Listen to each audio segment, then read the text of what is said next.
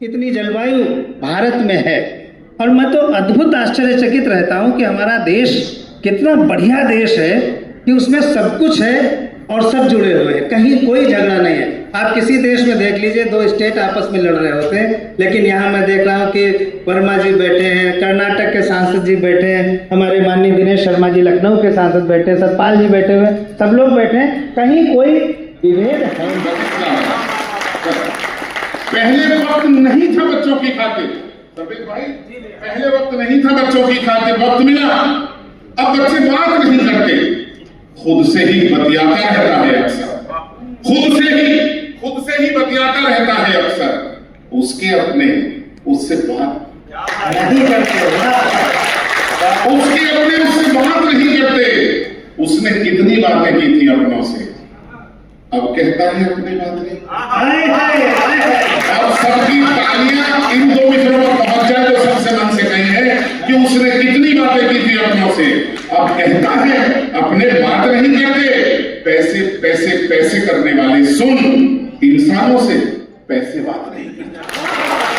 प्रणाम करता हूं, हार्दिक को नमन करता हूं, मंच को चरण स्पर्श करते हुए आप सभी को प्रणाम। मैं बहुत आभार व्यक्त करना चाहता हूं इस पावन समिति का, हमारे अभिभावक आदरणीय डॉक्टर दिनेश शर्मा जी, माननीय सांसदगण, आप सबकी उपस्थिति को मैं प्रणाम करता हूं। मंच से देश के सैनिकों के परिचय की कुछ पंक्तियां पढ़ता हूं। आज भी अपने देश के सैनिकों का परिचय मैं बांटना चाहता हूं इस पावन मंच पर।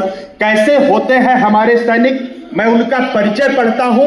आप अपनी तालियों से अपना मन, प्रेम और आशीर्वाद मुझ तक पहुंचाइएगा। मैं पंक्तियां निवेदित कि सीना ताने स्वाभिमान से सीमाओं पर हम रहते हैं। क्या बात, सीना ताने स्वाभिमान से सीमाओं पर हम रहते हैं। हंसते हंसते वक्षस्थल पर सीधी गोली हम सहते हैं। हर पल हर क्षण हम तो केवल अपना फर्ज निभाते हैं। जब भी शीश वतन ने मांगा शीश दान कर आते हैं। जब भी बहुत प्रणाम करता हूँ, थोड़ा सा इन तालियों का घनत्व बढ़ाइएगा। मन मांगता हूँ, जब भी शीश वतन ने मांगा शीश दान कर आते हैं। अपने घर की सारी सुख सुविधा जो त्यागा करते हैं, रात रात भर सीमाओं पर अपलक जागा करते हैं। इनके कारण ही उन्नत की सुदृढ़ होती डाली है। इनके लोहू की बूंदों से उपवन में हरियाली है। इनकी निष्ठा का दुनिया में तोल नहीं हो सकता है।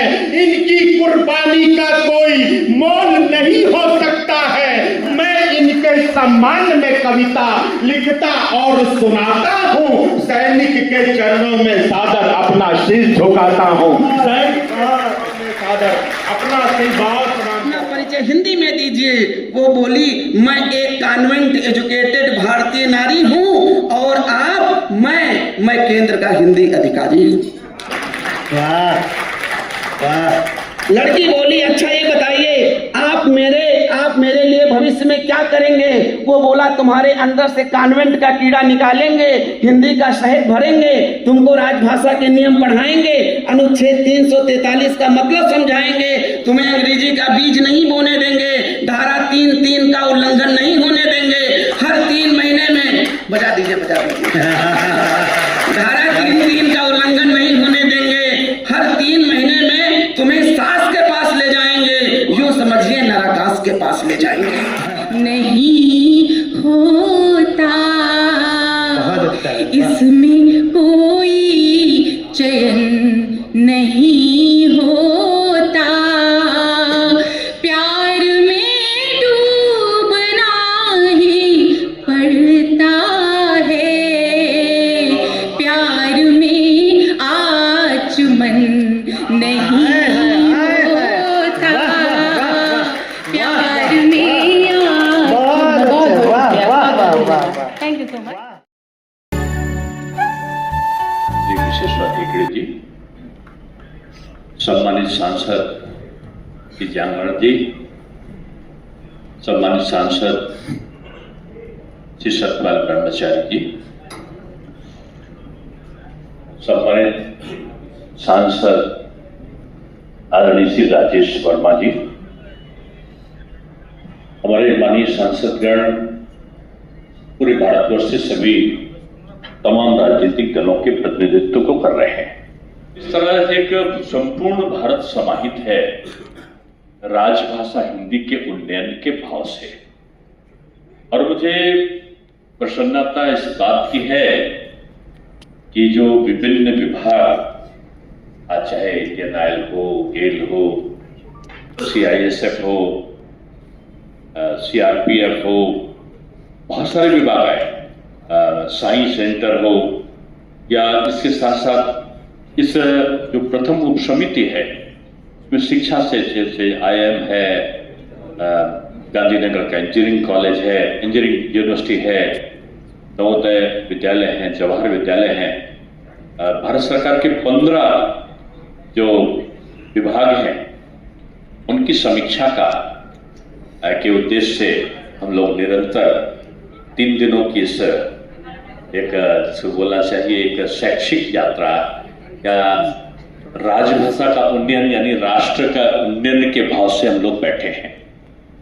और राष्ट्र का उन्नयन, राष्ट्र की समृद्धि प्रधानमंत्री जी के इस वाक्य से सुशोभित है। सबका साथ, सबका विकास, सबके लिए प्रयास और सबका विश्वास।